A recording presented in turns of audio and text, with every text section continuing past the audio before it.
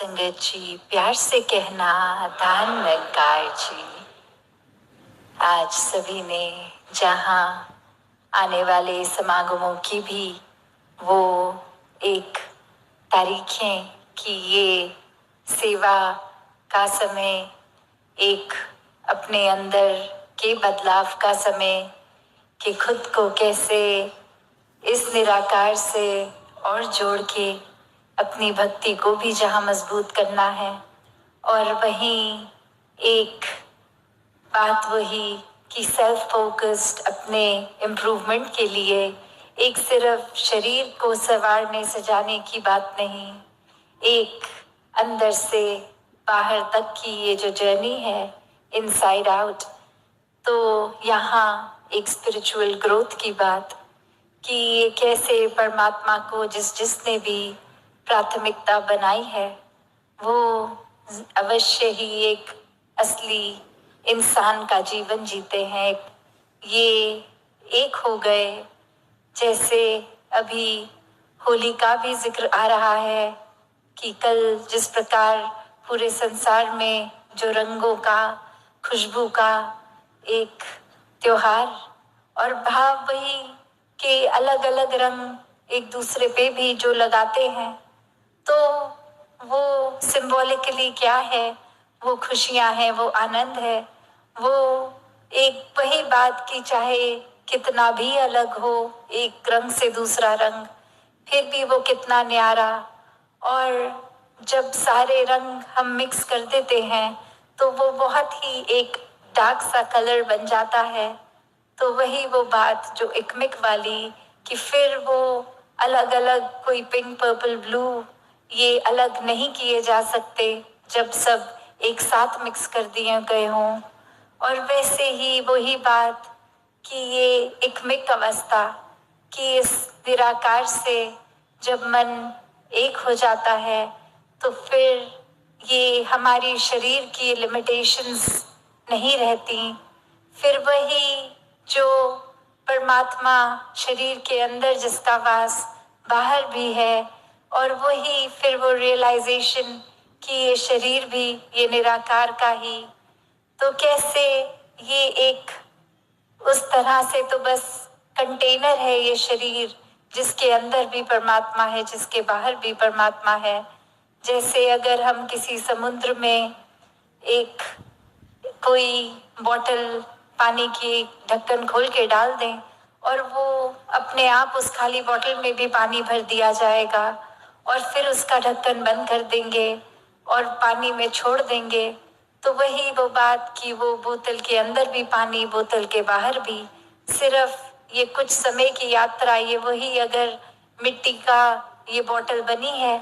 बस देर उतनी ही कि किसी पत्थर से जा टकराएगी और टूट जाएगी, और फिर वही पानी जो अंदर भी बाहर भी इकमिक होगा।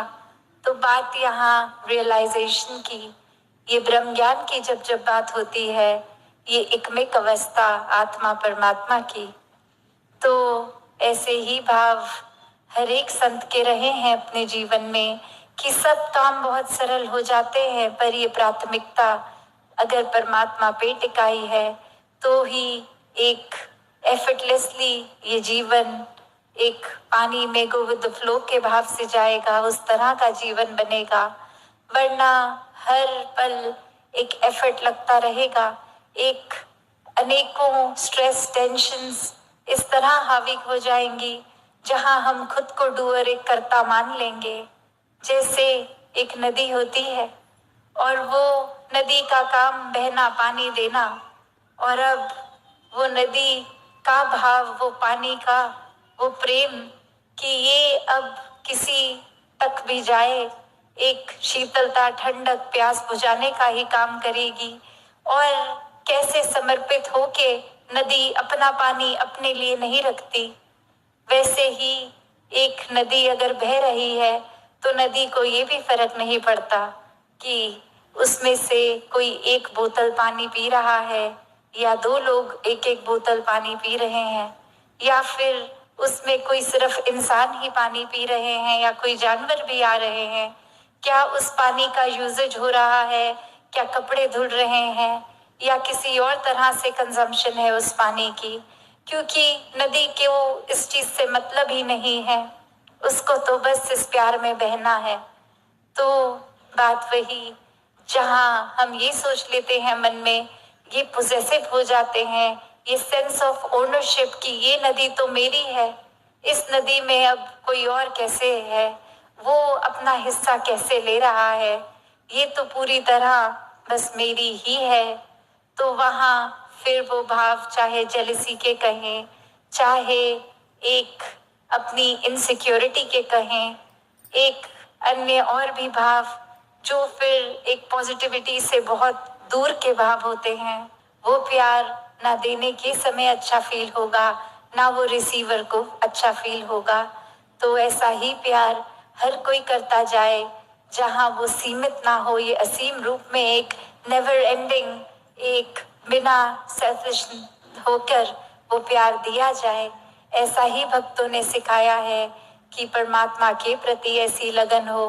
कि फिर हर कोई चीज प्यार लगे, और वो प्यार लगने का मेन कारण यही होगा कि जैसे वो नदी का पानी नहीं वो प्यार है, ऐसे ही पहले हमें भी प्यार बनना होगा। एक बार जब खुद प्यार बन जाएंगे